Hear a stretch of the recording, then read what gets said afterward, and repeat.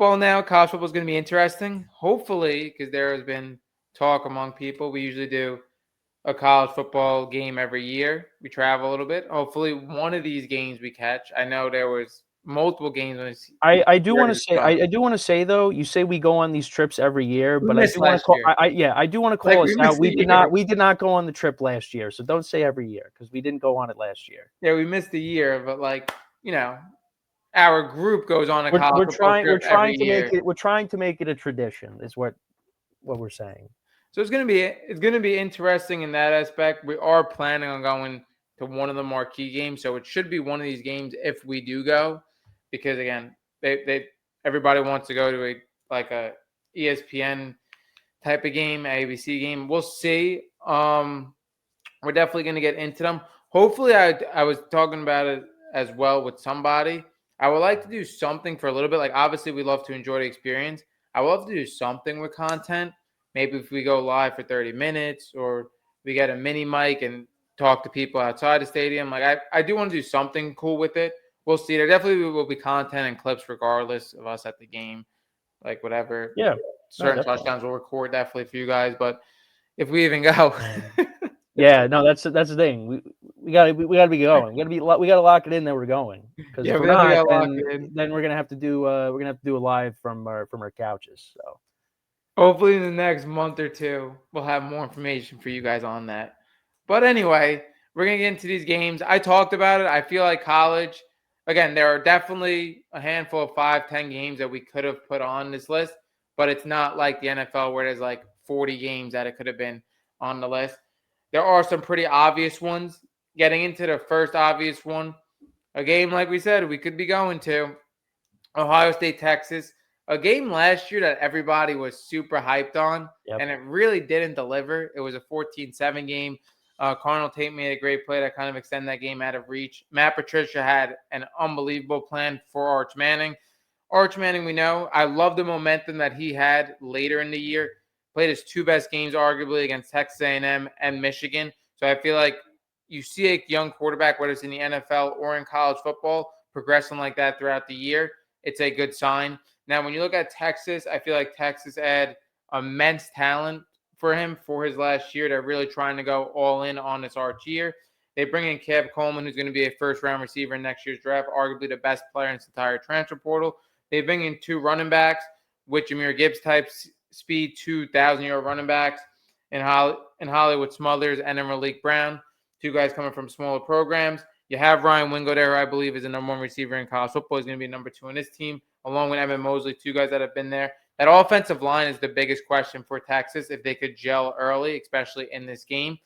Then when you look at Ohio State, Julian Sain was one of the best quarterbacks last year. You have Jeremiah Smith, who everybody knows about, whether you follow college football or not. Maybe some people don't.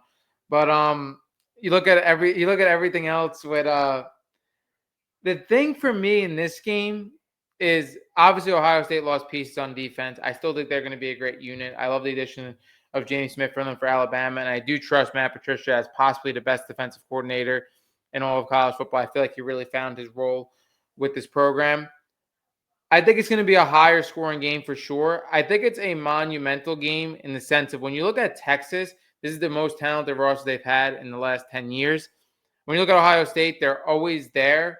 In the Big Ten, I feel like they play a couple of marquee matchups more than a different year, but at the same time, I think for Ohio State, whether they come out of this game with a win or a loss, I feel like they're going to be in the college football playoffs deep in the end. For Texas and the SEC, you kind of need this game. For this to be your out-of-conference game, you possibly have the most difficult out-of-conference game that you could have. And they discussed this last year. I thought Texas didn't make the playoffs because they had a stinker against Florida, who they should have never had. They were better than them across the board. If they would have won that game, they would have been in the college football playoffs. But they were all pointing to them scheduling Ohio State while they weren't in the college football playoffs. Like, again, they would have played a couple against Ohio State. I guess they would have been in. But it's really because you didn't take care of business. I feel like for a Texas team that, again, had these high expectations, and you look at Arch Manning possibly being the number 1 pick in this draft, this is a tremendous game for draft stock on both sides with him and Julian Sain. But I think it means a little bit more for Texas for sure. And I like Texas a little more in this matchup. They lost last year. It's at Texas now. And then at the same time, like I said, for Texas, yeah, maybe you don't have the chemistry with all these transfer portal guys, but you have veterans in college football on this offense, and I feel like your ceiling has a higher ceiling than Ohio State. Like I like Texas possibly as the number one team in the country. It's just if you could get it going in these early weeks. I discuss it in college football all the time. I like 2-3 weeks of a team playing cupcakes before they get into their schedule because they could possibly unravel. Obviously, with transfer portal and NIL now, it's more than ever that these teams are changing. So I like a week, 2 weeks, 3 weeks of on-field action because you could practice reps, whatever. It's nothing like on-field game action. I don't care if you're a 40-point favorite. You need that on-field stuff. It helps so much more. And this is a game we saw last year with teams with early losses that had big expectations, like a Penn State, like a Clemson. These teams unraveled because of these early losses. So I think this game is very major for Texas. And I do expect Texas to come out in this game. But again, like we said, we're looking at two quarterbacks. That could be first-round quarterback. For the Ohio State side, I think they're in a little bit different spot than Texas. Like I said, Texas has veterans in their offense. For Ohio State, people are going to have to step up as secondary receivers for Ohio State. Julian Saint, Jeremiah Smith, obviously that's what everybody's looking at. You have Bo Jackson coming back that could be a number one running back in college football. I like what I saw last year. But when you look at secondary receivers for Ohio State, you have Brandon Inniss, who's going on his fourth year there. Very limited production, hasn't really panned out. Is he going to be that secondary receiver? Then you look at number one receiver in this class, Chris Henry Jr., and you look at Jaquan and Guilford as well, two five-star receivers that are freshmen. I think they're going to be huge impact players for Ohio State. But for the ask them to have a huge game in their second game of college football against arguably the best team they're going to face all season, that's tough to me. That's why I like Texas a little more. Like I said, they may not have the chemistry on field, but they have veterans in college football. For these secondary options, whether it's Chris Henry Jr., Jaquan and Guilford, or if it's Brandon Inniss, who, again, I'm not 100% sold on, that he could have a last year like an Emeka Buka or a Cardinal Tate alongside Jeremiah Smith. I like Texas a little more in this game. I think Texas is going to get their lick back, but I hope it's a game that's much better than last year's. Yeah, no, I mean, for obviously you're the bigger college football fan than I am, but obviously I was tuned in because it's Arch Manning. He's going up against Ohio State, the defending champs. I mean, this is going to be a heck of a matchup, and it was anything but that. Low scoring. Arch Manning struggled, and all we heard after that game was just, "Oh, Arch Manning, he's not it." I mean, the overreactions were just crazy. But that you play an NFL coordinator at the national championship's house as yeah. your first Yep. game as the true starter of that team. Exactly. It's just like guys, like just pump the brakes a little bit. But that's just the age that we live in. You're gonna have overreactions. Football is that sport where it's also at the NFL level too, where you're gonna get those overreactions from week to week constantly. And you touched upon it. Played better towards the end of the season. Now he's gonna try to get his revenge against Ohio State when they play once again. And now this time they have to go to Texas. So it's definitely going to be a different kind of game. It's a game that we're all going to be locked into. And it's a big year for both quarterbacks because, most likely they're both going to go on to the NFL draft. And obviously we'll break that all down when we eventually get to that point, where they're going to end up going, who they're going to, what team they're going to end up with.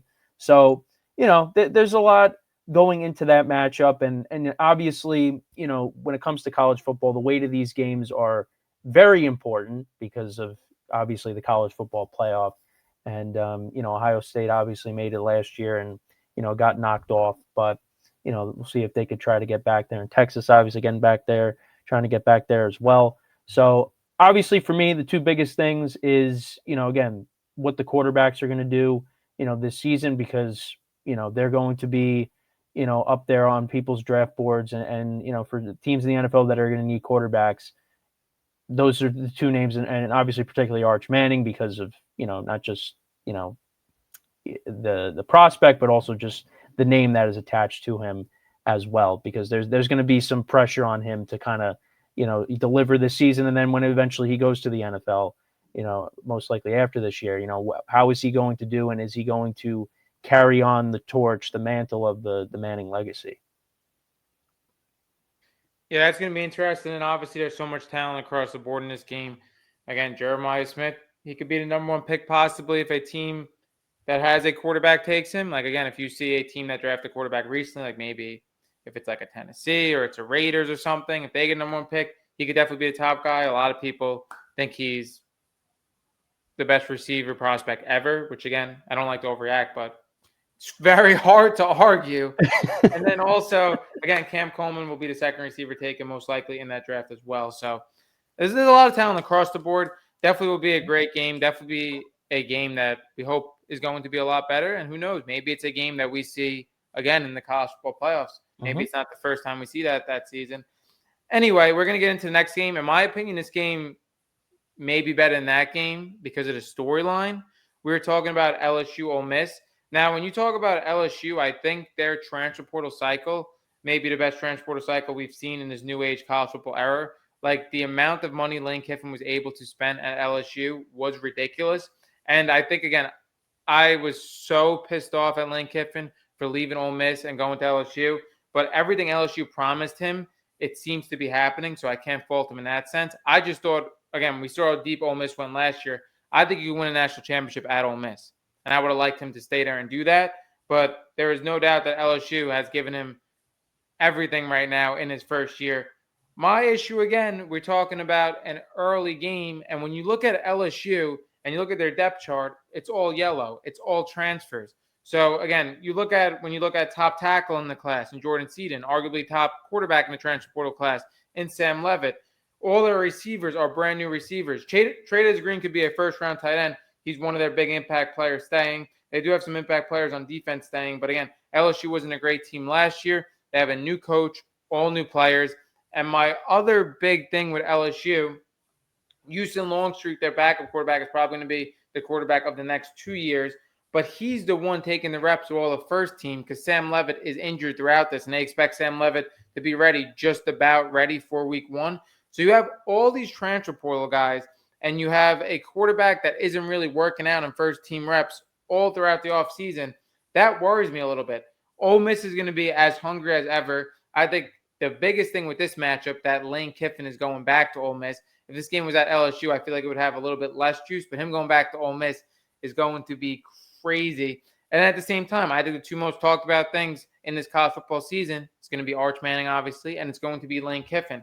So that's going to be crazy. I really like Ole Miss and Pete Golding. I think Pete Golding, for me, I was questionable at first, but I do think what he's done this offseason and where he had this college football playoff team where they could have definitely unraveled, they stepped up to the plate. They didn't play the greatest game against Miami. I felt like Miami was way more dominant in the trenches, but it kind of came to a game where it was back and forth to at the last possession. Carson Beck obviously runs it in. But they have a quarterback right now that you could argue is the best quarterback returning in college football. Maybe not the best NFL prospect, but you look at how he stepped up in major college football playoff games and his ability to be a magician, to run on the outside, everything to make these throws. And like I said, to have the stones, very similar like somebody we were talking about with Caleb Williams, what he did later in the season, similar to that. Like, it was big throw after big throw. I know you remember that Georgia game. It was ridiculous. It was like he would run back 30 yards, come up, throw it. It was insane. And then I love Kwan Lacey as well. I think he could be the best running back in the country. Deuce Alexander, I think, is going to step up really big in this offense. They have two transfer portal guys to round out this receiver room in Jonte Cook and Darrell Gill Jr., but they're seniors, so I really like that as well. And they do have a lot from this O-line returning. I think Ole Miss just takes this game in the sense of, like, everybody from Ole Miss is going to be motivated. Not everybody from LSU is going to have that same motivation. Obviously, No, they have no connection. No. And then at the same time, it's at Ole Miss. I feel like it's a game they can't lose. Like, if they you cannot lose that game. But again, I think LSU is probably the team. It's close. I mean, Ole Miss has a ton of talent too. You could argue LSU has more talent, but for me, it's just a brand new team in an early matchup, and you're playing one of the best teams that have everybody returning. I'm interested in this game and the storyline more than even Ohio State, Texas, more than any game this year. I think Lane Kiffin coming back to Ole Miss is going to be like cinema. Yeah, I mean, you're not going to get, like what we've seen in the NFL, like, prior to the games, like Tom Brady and Peyton Manning going back to New England and Indianapolis. You're not going to get that. You're going to get, just like what Juan Soto got going back to Yankee Stadium. Like, it's you are going to get boos rained down upon you. And it's just a fascinating situation because you're with a team that is going to the college football, most likely going to the college football playoff. They did that, right? But you're like, all right, I'm just going to jump ship now, go to my new team, and get ready for next year. It's crazy to me. But like you were talking about, seems like you got a sweet deal for it. Also, like again, I don't know how accepted Lane Kiffin would be if he continued to coach that season. Again, it just sucked that he had to leave middle point because again, a lot of times we see and college football has to patch things up like with middle of the season things and in the college football playoffs with you having to already go for the transfer portal next year and everything open up. But like you leave in the middle of the year, I don't know how those players are going. I feel like he couldn't have came back and coached. Yeah, yeah. It really was just an interesting situation. But yeah, this game is going to have a lot of juice, especially being played at Ole Miss. I mean, there's going to be a lot of motivation on Ole Miss side to say, "Hey, you made the wrong decision, and we're going to make you pay for it." It's going to be it's again, it's one of the top storylines, like you said, going into this college football season, and we'll see, how the game unfolds. But yeah, I mean, from how the stadium is going to be, the players, and the players are going to be fueling off of that too, the energy of the stadium. I mean, yeah, Ole Miss loses this game. I mean, it's just going to look, it's not going to be good. They got to have all this motivation to go out there and win this game against a team, like you said, that's made up of all transfers for the most part. So they're not really going to have any juice going into. I mean, obviously they're going to want to win the game, of course, but they don't have that. There's not going to be a lot of emotions coming from the LSU side of things with this matchup. So we'll see how it goes. Yeah, I think it's going to be insane. And then also, again, like we said, continuously in this matchup, two teams that could face later in the year as well. But this being at Ole Miss, and it's so different from like any other sport as well. Not only with the passionate fan bases, like again, I talk about it all the time. So different. Like if you're a team of a fan in the state, you're connected because again, you're either in that state or whatever. You grew up liking that team. But for so many of these people, alumni, students, it's like you have a true connection to the school. And not only that, you're talking about 100,000 plus, very, very different than any other Yep. sport. So Mm-hmm. it's going to be insane. And we'll have Kirk on the call. Both the last two games were on ABC. A lot of these games are to be decided, but those both were 7:30 ABC already decided. Now we get into week 6. A little bit different of a matchup. Maybe a matchup that kind of isn't as anticipated as maybe 4 or 5 years ago, but again, still two of the top teams in college football, top program in college football. We have Georgia, Alabama. Now, I discussed time and time again, I've been a little disappointed in Georgia, Alabama, both teams on their transfer portal and off season. I feel like they're not really adapting to the new age of college football. I mean, we saw 5, 6, 7 years ago, they would play this college football season and it would be down to 2, 3 teams, Georgia, Alabama being the two teams.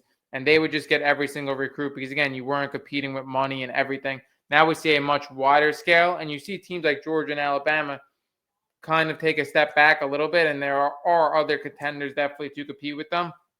But again, a matchup that always has juice, definitely the SEC matchup, even with better teams in the SEC, you could argue like Texas and others and Ole Miss. I think this, again, is probably the SEC matchup that everybody always wants to talk about. It's going to be interesting because I think for Alabama, you have an Alabama QB competition between Austin Mack and Keelan Russell. I think they should definitely start Keelan Russell. I think he looked better in the spring game. At the same time, you're looking at a 100-rated recruit. You could argue Austin Mack was a 5-star, and he's a young player in college football, very similar to Carson Beck. That's, again, going on his 4th year, but he's very young still just because of the early enrollment and stuff. So, again, you don't even know who's starting for Alabama necessarily. Like I said, I think it should be Keelan Russell because I think if you stick Keelan Russell another year, there's a chance you're jeopardizing the future of your program because he could walk out being a 100-graded prospect, not starting for 2 years. Then you look at Georgia. Georgia's going to be good. They have a lot of returners. Obviously, Gunnar Stockton played big in big moments last year.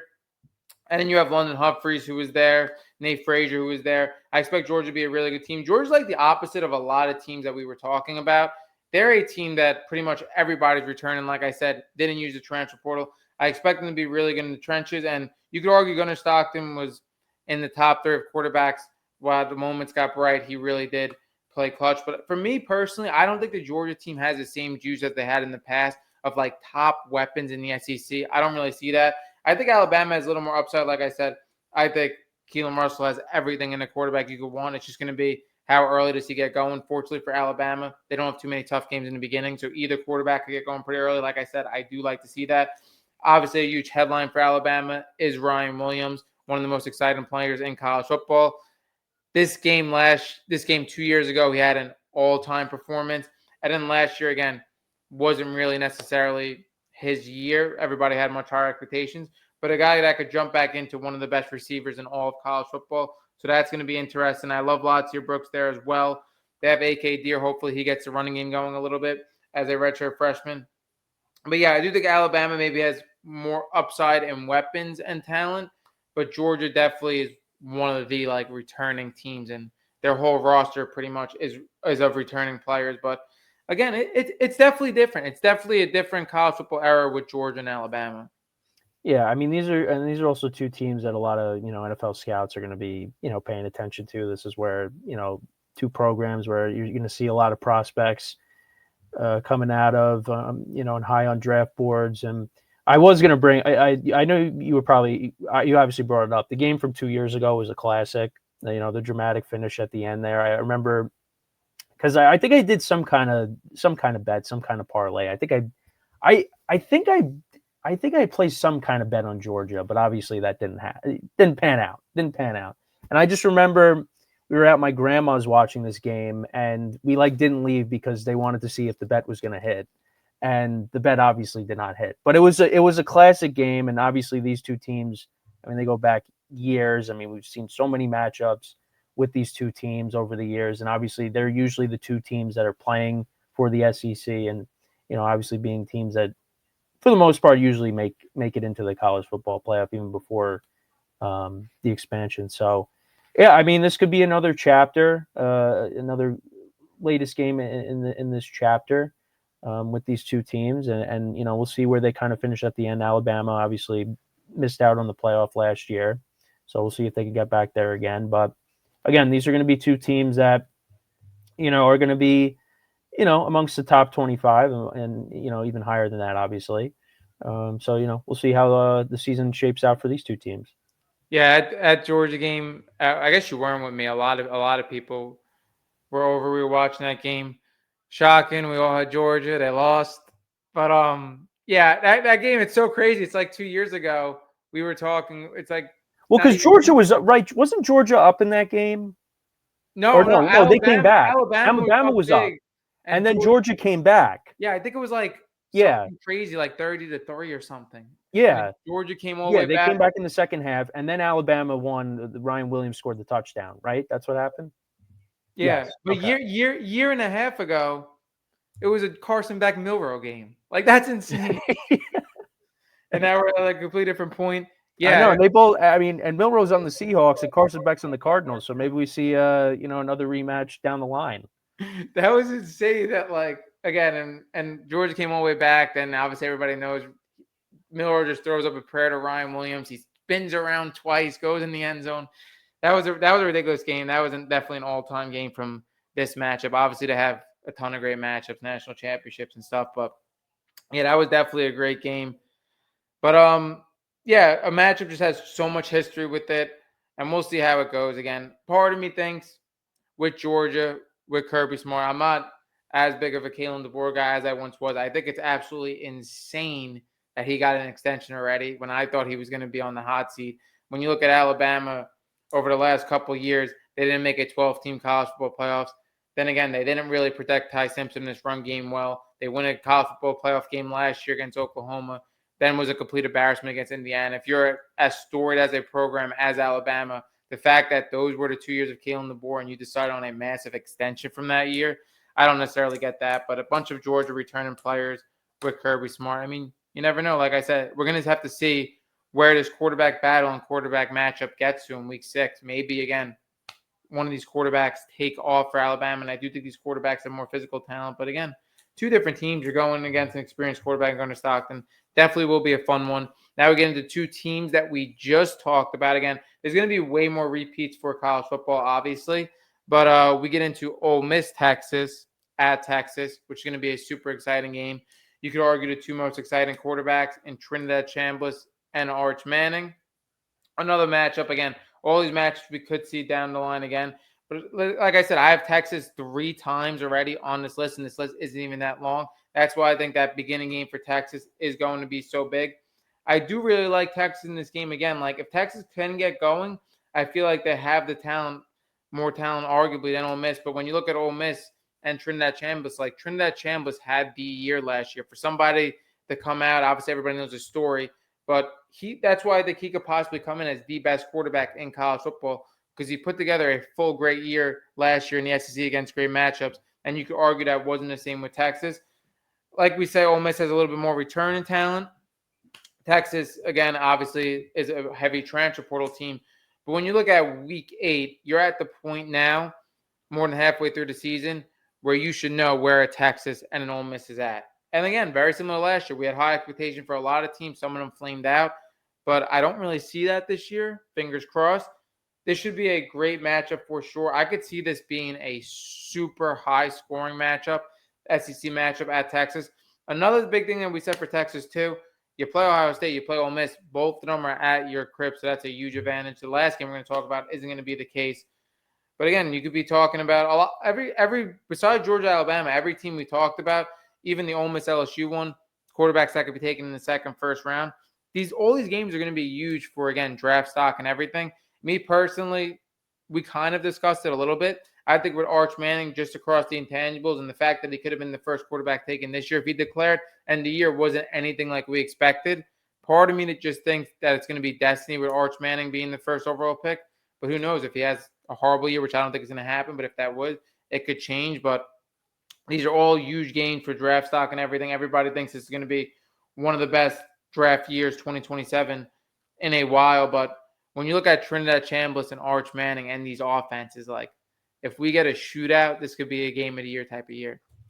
Yeah, I mean, this is going to be another game, talking about Arch Manning, that you're going to circle on your calendar to, and this will be a game that, shows you what he's made of. Now, this is, not like Ohio State, which is out of conference. This is an in-conference game, and it's later in the year. It's, could be a game that really decides, where you finish in your conference and, playoff seeding, as we talked about, similar to the NFL as well.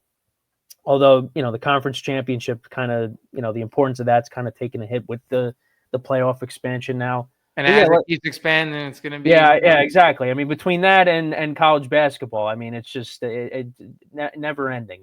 It's a universe. It continues to expand. So more money. Yeah, exactly. I mean, you're not going to get, now we're with college basketball, it's now like 76 teams. You're not going to get to that in college football because that would just be ridiculous. I mean, 76 players are getting hurt of it, 76 teams. Yeah, nobody will be healthy by national championship. Oh man, yeah, no, you'd be pulling students out of the stands to play. I mean, at that point, it'd just be ridiculous. But, yeah, so this is going to be a pivotal game, SEC matchup late in the year. You're going to see the two young quarterbacks, and yeah, I mean, listen, you got a shootout between these two teams. Makes it very entertaining. It makes it a fun watch for all of us. So we'll see, and we'll see where the stats are for both of these guys, where they kind of start to project themselves, amongst draft boards, in the NFL with the draft experts, quote unquote.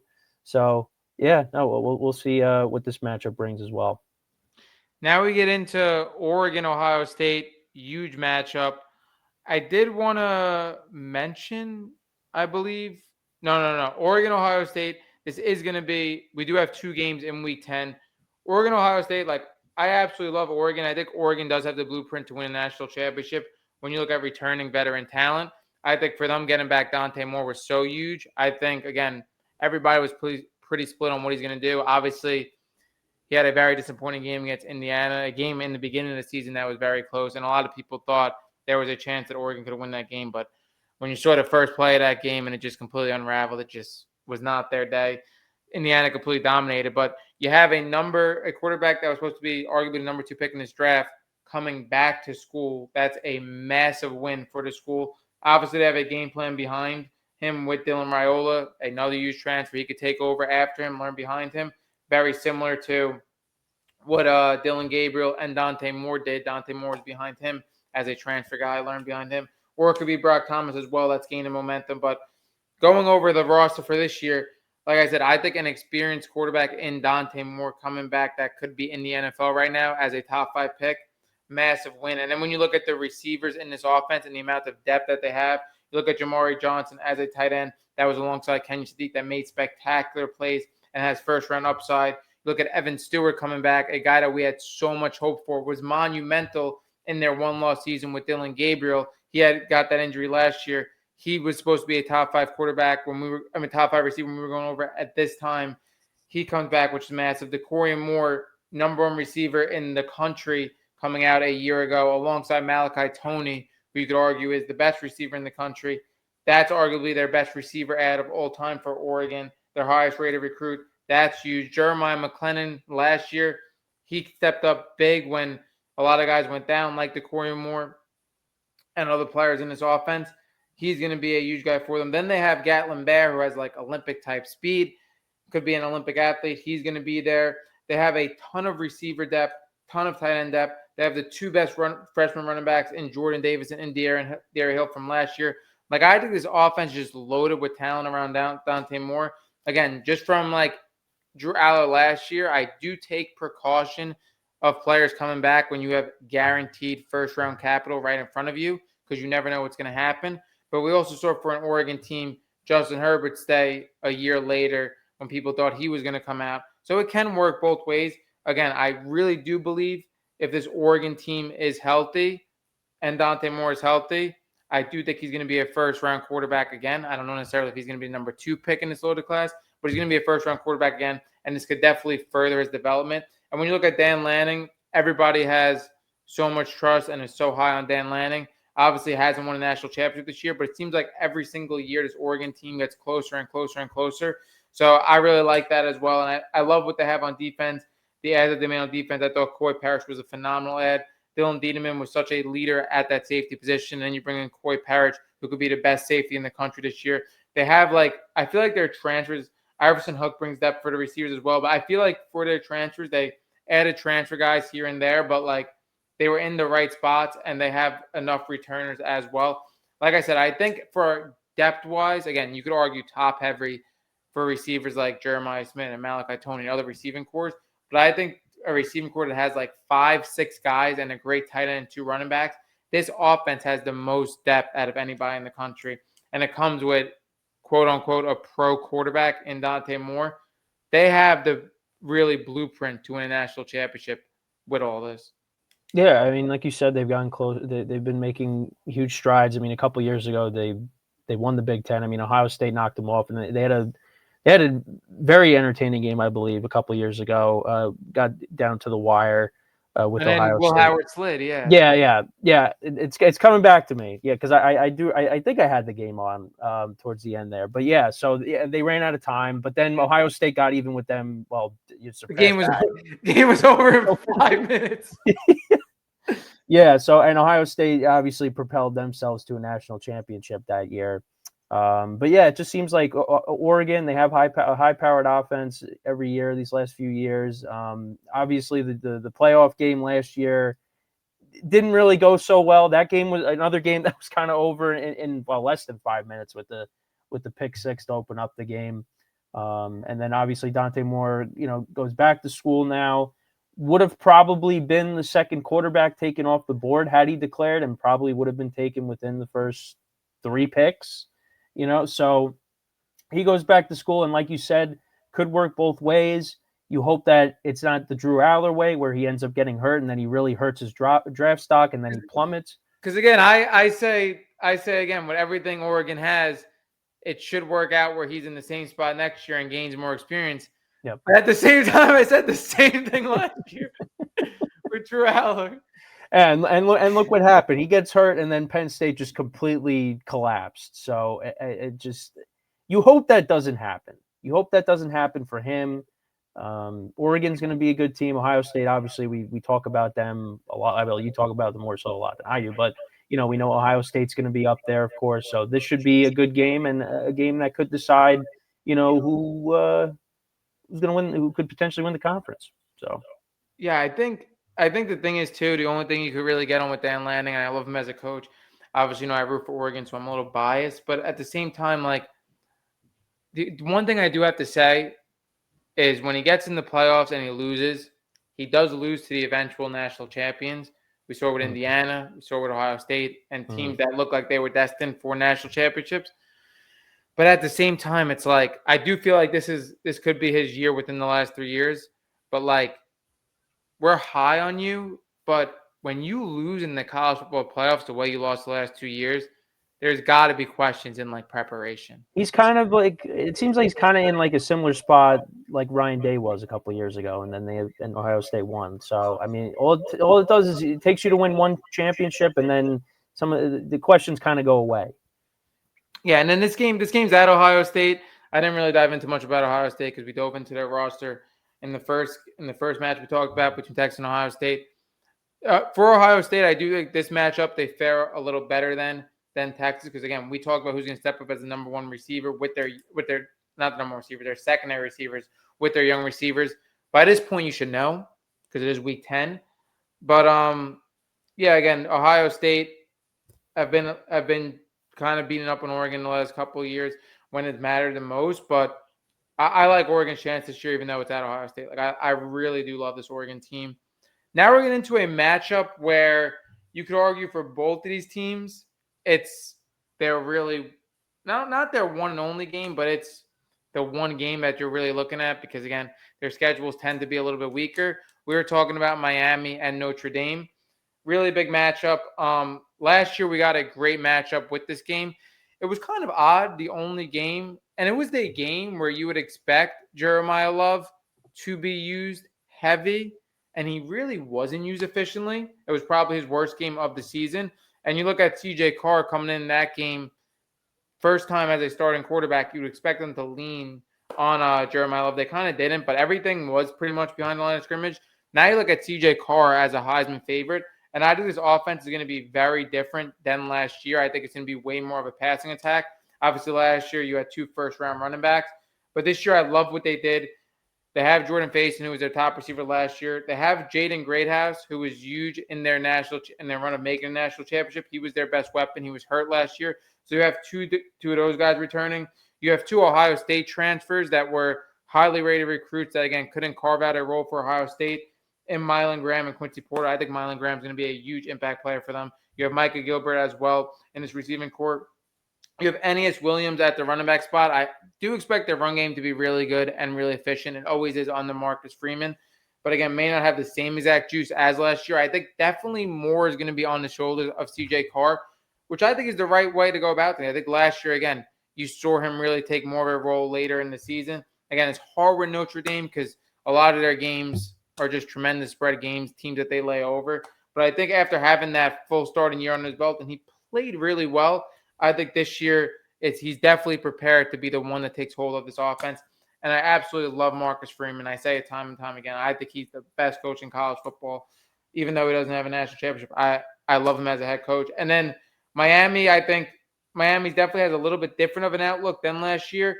You lose Ruben Bain, you lose Mesidor on the edges, 2 guys that were first-round picks, obviously the Buccaneers and Chargers, but you add Damon Wilson, who was the best edge rusher in the transfer portal class. So, again, it isn't 2 edges, but I do expect this defense to be really good and have that playmaker, again, on defense that offenses do have to worry about and key in on. My question is with this offense, I absolutely love Darian Mensah, and I think it's crazy to say I think Darian Mensah is going to be a better quarterback for Miami than Carson Beck was last year. And Carson Beck led them to a national championship. But we all know, again, some of it was on the defense, some of it was on the run game. Sometimes he didn't take a hold. Again, has that running in play that takes him to the national championship and a great drive to lead him there. But, again, it wasn't like he had the total hold in this offense the whole entire year. I think Darian Mensah was phenomenal for Duke. Obviously, he was in the AC championship. People, again, like to call it a fake AC championship. You bring Mark Fletcher back, which was kind of surprising as a senior. I thought he would go into the NFL draft, but we saw throughout this run he was one of the best running backs in college football, if not the best. Malachi Toney, absolutely ridiculous freshman season. You could argue he's the second or third best receiver in college football. He's an absolute playmaker. I do expect him to be in the running for the Biletnikoff Award. I think Cooper Barkate was such a huge add in the transfer portal for them. As soon as Darian Mensah opened up, went to the transfer portal late to Miami. And for Miami, there was huge questions because they were in the national championship, and we knew that they didn't have a quarterback for next year. So they're game planning for national championship, but they got to focus on getting their quarterback as well. And it came late into the window, like the last couple of days of the first window, where they got that Darian Mensah rumor, and they were able to get him. Because for a while, I thought they might not have a quarterback to contend with. They bring him in, and then they bring in Cooper Barkate, his number one receiver at Duke. A guy that's a 1,000-yard receiver in the ACC. So I think now you have a complete receiving core with him and Tony, two different type receivers. Cooper Barkate, more of like a route technician. Malachi Tony, a little more explosive. They have a couple other receivers in this room, but I do this offense is going to be really good. My issue is I think it's the line, honestly. I think this line has to gel. And by this point, again, you'll know what you have in this offensive line. But this offensive line right now is nowhere where it was last year. Again, you look at Francis Mauigoa, top 10 pick in the NFL draft. And again, other players on the offensive line being drafted. They are full of like returners, but it's returners that, again, they didn't really get much playing time last year and are going to have to step up. They have Jackson Camwell, who is the best tackle as a freshman coming into this class. But like I don't know, to be depending on a tackle as a freshman coming in to a team of national championship hopes, I'm not necessarily sure. I think Darian Mensah gets the ball out pretty quick. I think he's a great decision maker, and I think he has high upside for this team. It's just if this offensive line for me in the trenches could get to the same spot as it was last year. But this matchup is going to be phenomenal. I think Notre Dame is going to get their lick back because it's going to be in Notre Dame again. And again, I'm a little more confident in Notre Dame in the trenches. But I think Miami, again, has a super high ceiling, could be in the same spot as they were last year. For me, like I said, I just have questions with the O-line. Yeah, I mean, and this matchup is going to be two teams that were the runner-ups for the previous two seasons in the national championship. And you talked about Marcus Freeman. Let me ask you: do you think that at some point he could maybe elevate himself into the NFL, or do you think he's going? I think we have talked about this, but do you think he'll stay in college, or do you think that maybe in the future we could find himself in the NFL potentially? Yeah, we talked about this before, and there has been rumors, and we discussed it's been the last year and a half. I think when he opens up for the most time, he'll be like the top candidate or two. He's a guy that I feel like he has such a great job at Notre Dame, and it's like one of the best jobs you could have, especially with their schedule advantages and everything. He's a guy that could really wait till like the absolute right opportunity comes out. Like he's not a guy that's going to go to like the Jets or the Browns if he decides to do this. He could sit back and wait year after year, and then when an eye-popping opportunity comes up, like we saw with Ben Johnson, with a Caleb Williams, you get in that type of quarterback. Like if he's going to do this, he's going to wait for the right opportunity where there's no doubt where he's going to succeed. There isn't too many coaches that don't bite the apple. Like a lot of people like to bite the forbidden fruit and go into the NFL as a college coach that's super successful. Everybody pretty much does it. So I do think he is going to eventually, but I think at the same time, it maybe will be after Notre Dame possibly wins a national championship. But just based on history, even Saban did it, didn't work out. Everybody does it. I think he might want to bite the forbidden fruit and see if he could do it at the highest level. Which again, and also he's a very young coach. I mean, he's still he's still got plenty of time. If he wants to decide that or not, and obviously continue, to build this program. I did take a look at the box score from last year. You said Jeremiah Love didn't really do too much. Yeah, he only had 10 carries for 33 yards. The leading rusher actually was Jadarian Price, who we talked a little bit about the last couple of shows here. But like I said, two teams, runner-ups from the last 2 years. Going to be a little bit different, obviously, with the roster changes. And this is going to be, a game that's later in the year. The game last year was, week 1 or week 1 or week 0, whatever it was. But either way, kind of see where these teams are at later in the year, and can they get themselves back in the postseason, and then, try to, rewrite the past and get back to potentially the national championship and get it done this time. So, Going to be interesting. Yeah, and again, like for these schools, again, we saw Notre Dame not make the playoffs last year. I don't think it's going to be the same this year. And again, we see like 2 loss teams not make the playoffs. It is big. It is big. Any game against the top matchup to win, but for these teams compared to other team schedules, it's again like you can drop this game and it could be totally fine based on the schedule you play. With Miami being at the top of the ACC and Notre Dame being independent. Now we get into our last 3 games. Last 2 games. Sorry. I Both was going to say last 3. Jeez. both games come on the same weekend, week 13. This is the weekend where the Friday after Thanksgiving is like a massive weekend. They split the college football slate. We usually have an NFL game. Massive weekend there. The first game comes on that Friday, and then we have the game on the Saturday as well. But the first game on that Friday is Texas A&M. Huge matchup. It's going to be at Texas A&M. I like this Texas A&M team a lot. I think this Texas A&M offense could arguably be the best offense in the country. My thing is, I think the defense is a little suspect. For me, the one thing with Texas A&M, and it's going to decipher whether they have the ability to win a national championship or they don't, is if Marcel Reed could stand in the pocket consistently against a defensive front and pick apart a defense. He has drastically improved over the last 2 years, and I love what Texas A&M has done around him. When you look at when he came in for Connor Wegman in his initial year, he was a guy that was throwing the football like 9 times a game. They were just solely using his legs in a college offense. Then you look at last year, they have Casey Concepcion. They bring in Mario Craver as a transfer, and they have Ansha Bethel-Roman that comes on as well. They had a 3-headed receiving core with 2 really good running backs in Le'Veon Moss and Ruben Owens, and they become the best offense in the country for a stretch of the season where they are forcing Marcel Reed, like, you got to throw. You have 3 playmakers that are 3 number 1 receivers in college football. You got to throw the football. And there were games where he threw 40 times and was efficient, was great. When you look at him compared to other NFL prospects and top NFL quarterbacks, his completion percentage is a little bit lower. But for Marcel Reed, I think the main thing, because we look at last year, and they really skate through the whole season. They lose to Texas. Then against Miami, they have the ability to pull up no points. It's because they were getting dominated in the trenches by those 2 edges that we just mentioned.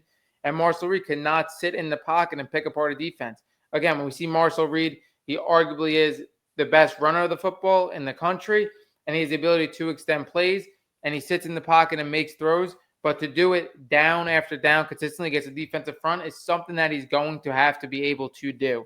That's going to be the biggest thing for me if this team is a national championship contender or just a team that makes the playoffs. When what they did on offense, I absolutely love it because they lose a Casey Concepcion to the draft, but they still have a 3-headed receiving monster because they bring in Isaiah Horton, who's on Alabama and Miami over the last 2 years, second best receiver in the transfer portal. So now you have 3 wide receiver ones yet again. This receiver is also 6'4" in comparison to their receivers that just barely make 6 foot tall. I absolutely love Mario Craver. I think he has the ability, again, another guy to be fighting for the Biletnikoff Award. I thought he was the best receiver on his team alongside Casey Concepcion. I really thought he was the number 1. I think he's a mismatch in the slot. And we talk about Ansha Bethel-Roman coming on. I think Ruben Owens was great when Le'Veon Moss was injured, and I think he's going to be a number 1 running back in college football. But between the 3 receivers that they have, their running back, and Marcel Reed being a top quarterback in college football, it could be a year for them where they go extremely deep. But like I said, it's just if Marcel Reed is going to be able to continuously improve. And it's not even for this team. Like, Marcel Reed is a guy that's going to be an NFL prospect of some sort. He shows that his ability to pick apart the defense in the pocket. This could be the difference of how an NFL team views him as well. So, again, all those questions and concerns are really it for me. But when you look at the receiving core they have with the running back, with having an extremely mobile quarterback, this offense has the ability, like, sky's the limit for them. They face Texas. We talk about Texas time and time again. Another huge match for Texas. This time they're going away and possibly the hardest stadium to go into. Hopefully for Texas, there are Texas fans at Texas A&M.